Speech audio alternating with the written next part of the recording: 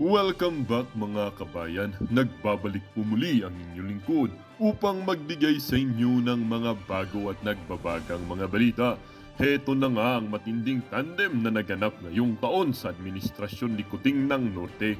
Nagsani-puwersa na nga itong si Apollo Kibuloy, former President Rodrigo Roa Duterte at Amy Marcos upang labanan itong si Kuting ng Norte, Tambaloslos Romualdez at itong si Ahas Lizas Mags.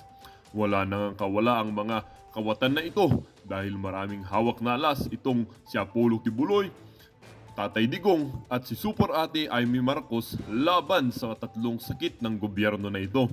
Unti-unti na nga talagang nawawalan ng kakampi itong si Kuting ng Norte, maski itong si Super Ate Amy Marcos ay tinalikuran na ang kanyang kapatid na Duldog. Well, para nga sa buong impormasyon, panoorin na ang buong video.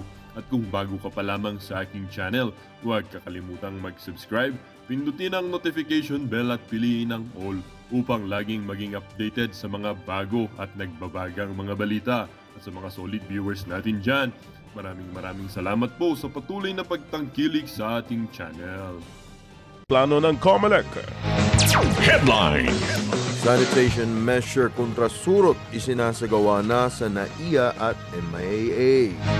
Headline. Senadora Amy Marcos naintindihan ang hinaing ni na dating Pangulong Duterte at Pastor Apollo Kibuloy sa kasalukuyang administrasyon. Headline. Tatlong individual na sangkot sa Ayala Alabang slay case pinakakasuhan na ng DOJ. Headline.